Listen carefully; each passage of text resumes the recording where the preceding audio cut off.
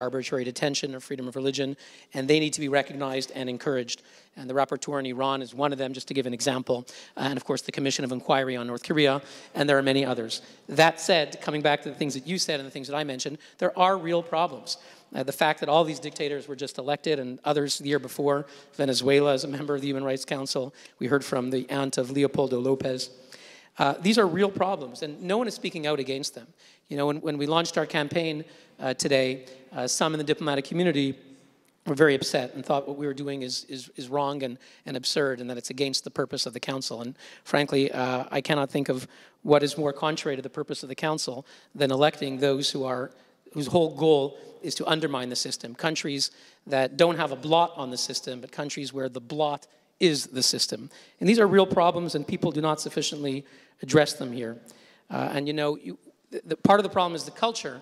One EU state had to be elected recently, and in order to be elected, they had to go to the very large non-aligned movement, which includes many notorious human rights abusers. And this EU foreign minister in New York pledged on the eve of the election, he said, don't worry, don't worry. I believe in cooperation, that the Human Rights Council is about cooperation. And cooperation is a wonderful word. We learn it as children, we all should cooperate. But what the word meant to that group in that context at that time was silence in the face of oppression. That you guys, knowing that he was speaking to a room of many human rights abusers, you can do what you want, and don't worry, don't fret that we will encourage action, emergency sessions against you. We are going to look the other way. That was the code, that was the veiled message, and they got it too well. So to be elected, you often have to defer to the worst abusers. And these problems need to be addressed. A few questions. Yang Jianli, you didn't speak for too long, and I want to as I promised, ask you a few questions. One is if you could say a word about Wang Bingzhang, tell us, and why don't you do that? Then I have another question. Oh, okay. Thank you for giving me this opportunity to share with you the story of Wang Bingzhang. Wang Bingzhang is one of the founders of overseas Chinese democracy movement. He went back to China. Actually, he was on the way to go back to China through Vietnam. He got kidnapped in Vietnam in 2002, then taken back to China, later sentenced to life imprisonment. He's a medical doctor. He received his doctor from McGill University in Canada. And as we speak, he's languishing in solitary confinement in China. He has been in solitary confinement for more than 12 years. 12 years. So just beyond imagination. We continue to promote his case and ask especially those who happen to be in the post of power, that requires a high-level engagement to resolve his issue. So we really urge the officials of various government and officials of UN to pay attention to his case and also to engage with China for his freedom. Thank you. I want to ask you one more question, and then ask a panel question. You were a political prisoner. How long were you in prison for? 5 years. 5 years. You don't talk about it very much, and when we ask you to, sometimes it's not something you like to talk about, and maybe that's personal, maybe it's cultural. You don't like to talk about yourself. I know that, but I think it's very important for people to know that you did go through that horrific experience, and when you speak about Wang Bingzhang, maybe you didn't have the same experience he did, but you know what it is to be a political prisoner. We heard from Professor Kotler at the beginning of the session. Here in Geneva at the United Nations, we're not on the ground. We're on the ground at the UN. We're in the business of words. We give speeches. We make statements. We make press communications. We have coalitions. We have conferences. We try to put a spotlight. Some people say, why does it matter? Mm-hmm. You are a political prisoner. Do these things matter? Do things that are said here matter for someone sitting in prison thousands of miles away in an authoritarian regime? How does it matter? What should people do? Yeah, my case is a very good example how international community's pressure resolve the issue of prisoner of conscience. I went to prison in 2002. I was first detained in solitary confinement for nearly 15 months. During that time, I had no information about what's going on outside the world. I almost lost hope. You know, being there, one can easily lose hope because one cannot help thinking things like, oh, all my friends has already forgotten me. My family has abandoned me. So, you know, I almost collapsed until the UN working group on arbitrary detainment, illegal detainment, judged that my case was illegal detention and make it a decision public. And also with the effort of US Congress, both houses passed the resolution on my case. And of course, a lot of international rights groups work for my case. And the Harvard community, Berkeley community, all worked for my case. And with this pressure, the Chinese government agreed to let my legal counsel to come to visit me in prison. I learned the outpouring support I received while I was in solitary confinement.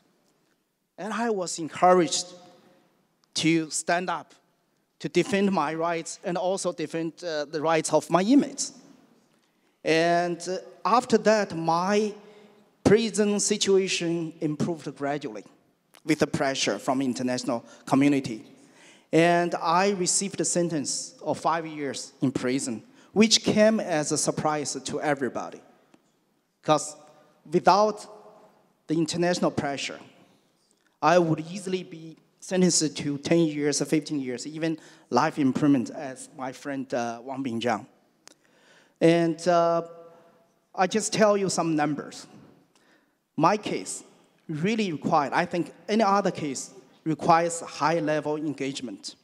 And it depends on how strong the various democracy commit themselves to the human rights abuses resolution, like the one I involved. It took President Bush to talk to his Chinese counterpart 3 times. Secretary Colin Powell once. He soon left office. Secretary Rice took the office. She raised my case to her Chinese counterpart 3 times. The US ambassador to China raised my case to Ministry of Foreign Affairs of China. How many times? Guess. 3 times? 4 times? 10 times? More than 60 times. Are you a U.S. citizen? No, I'm not a U.S. citizen. So he intervened. I was not a U.S. citizen. I'm not even today. You have a doctorate from 2 universities. Yeah. Okay. So this example just show you China, as I said yesterday, is not immune to the pressure about human rights. It may take longer than we wanted, but eventually, everything we do matters here. And everything we do will have some effect in China. Thank you. And it's not just if it gets to the level of presidents and secretaries of state and ambassadors. Other things make a difference as well, things that happen here, NGOs. Exactly. The beauty of a democracy is that the grassroots movement will get the politicians to do something.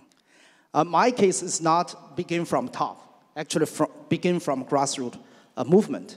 My family, my friends, Gerald Ganser, my classmate in Harvard, spearheaded a global effort on my behalf, published op-eds and press conferences at every critical moment of my imprisonment, generate pressure on the US government. Then the US government, in turn, generate pressure on the Chinese government. So that's the beauty of democracy. So no matter you're a government player, actor, or non-government actor, what you do matters. Thank you. Well, words matter. Words matter. Words are father to deed. Perhaps the final question, I don't think we have much more time. Jacob spoke about the idea of how human rights is sometimes portrayed as a form of cultural imperialism. And we know it's a phenomenon. We hear it at the United Nations and probably also in the region, that when people demand human rights, universal human rights, invoke the United Nations Universal Declaration on Human Rights, some regimes respond and say, well, you do things your way, we do things our way. We have cultural differences. Is that, you live in Asia, you're in Cambodia, is that a subject that comes up? Is there that tension between universal human rights? Have governments invoked exceptions, cultural exceptions, why they shouldn't be held accountable to what we regard here as fundamental human rights? And I ask, you're someone who's in Cambodia, you're also part of Liberal International, and so you belong to the liberal idea.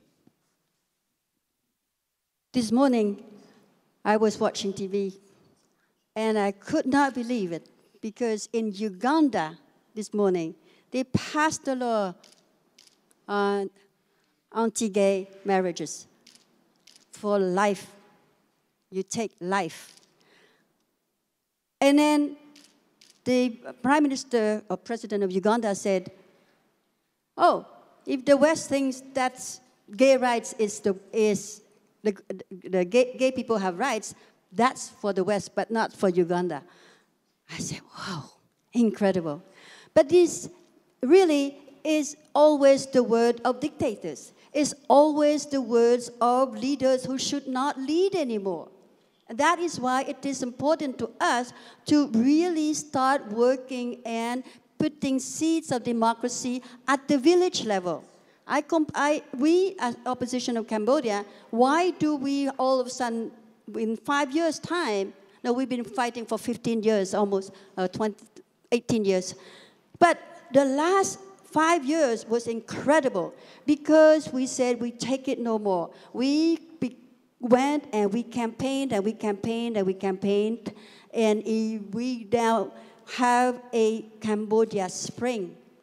It comes from what? It comes from us taking every day, going from door to door, and we call ourselves the barefoot politicians. Why? And it is important to go to our village people and say, you know what? Human rights, the rights to have land is fundamental. Whether it is in the US, whether it is wherever, it is fundamental. And don't let this dictator tell you that he can take care of your land for him because he's the leader. Don't let this dictator tell you that, but that is the US. That is not America, that is in America. Don't listen to this opposition. And I happen to have an American citizen. I have dual citizenship. But, you know, because of that, I say just because of that, I had a chance to be exposed. I had the privilege to be exposed to the fundamental right, the right to speak, the right to think, the right to act. And that must be transferred to the people of Cambodia, to the people of the world. And then I will retire soon, not from politics, but from running again. I want to spend my time mentoring younger generation, this generation of activists, and to think with them, to say, you don't have to take 10, 15, 20 years, but we have to start young, at a young age, and to say everything is about human rights and everything is about politics. Wow. Well, I think whatever young generation gets to benefit from your mentoring will be exceedingly lucky to benefit from your knowledge, your commitment, and your passion. So with that, we conclude the 6th Annual Geneva Summit. I want to thank you all for being here and those who are watching on live webcast around the world. Thank you all for participating. I I hope you'll take some of the messages you heard and at least commit to some actions on some issues. You can't do everything on everything, but commit to some actions and make a difference.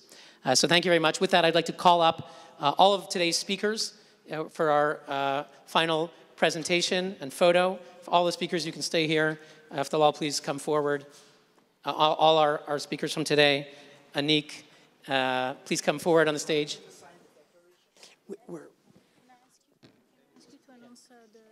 Yeah. Can you get everybody up? Yeah. Okay. I realize that people have to move their things. Yeah.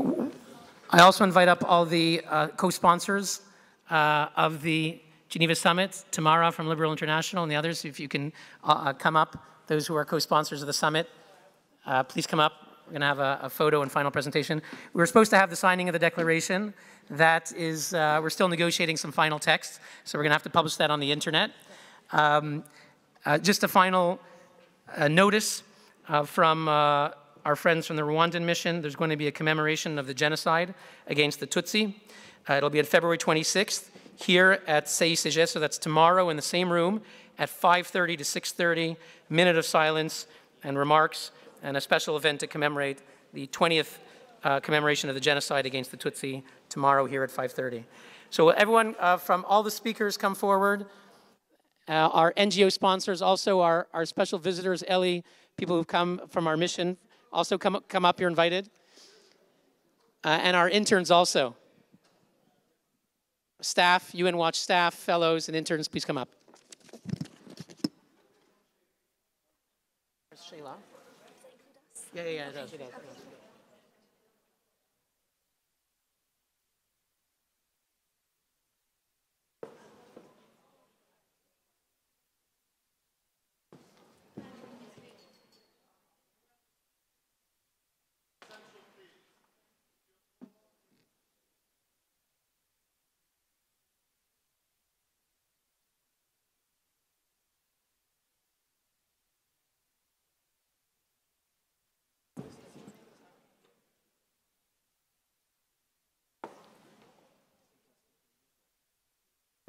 Sheila, you're in it too? Here. Alfred. Alfred.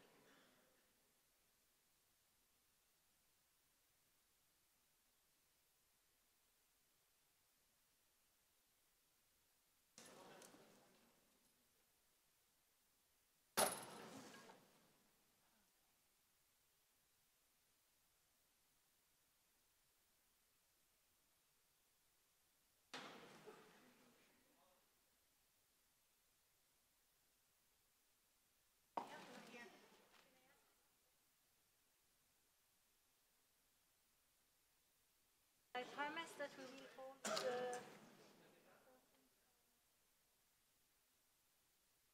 I'm coming.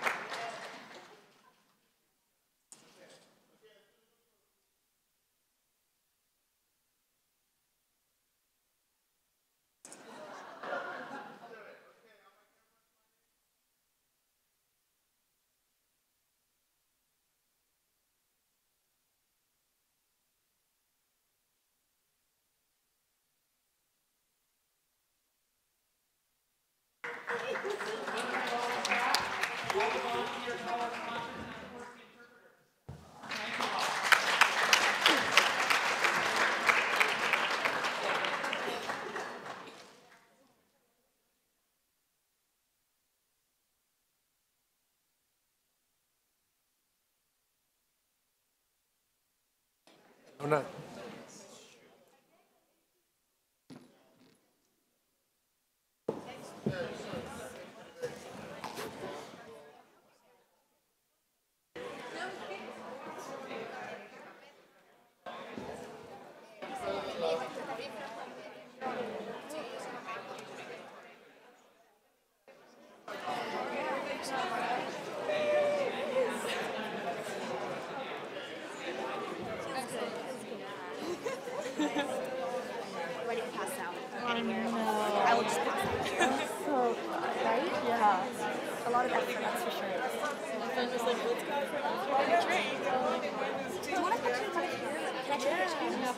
Yeah, we'll switch. Yes. I can't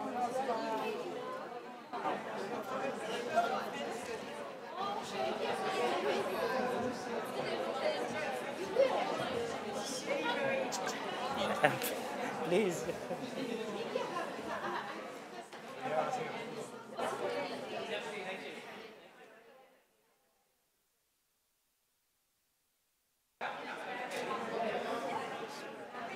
No, here. Okay.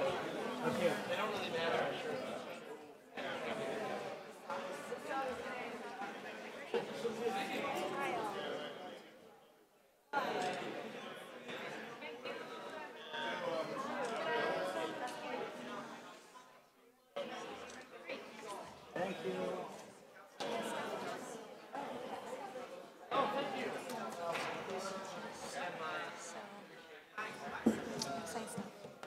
Wait, when you're ready.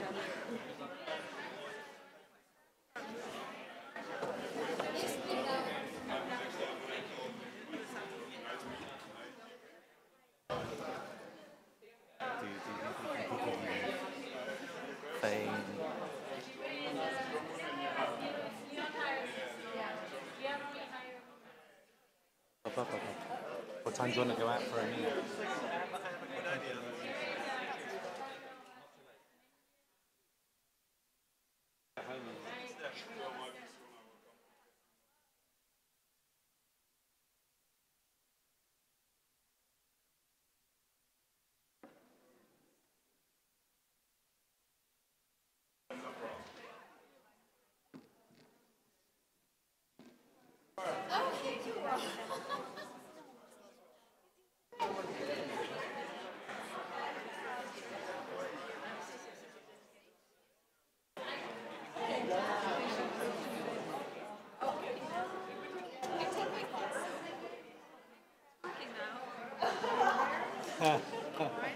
But you ain't got it at all, Richard. I knew.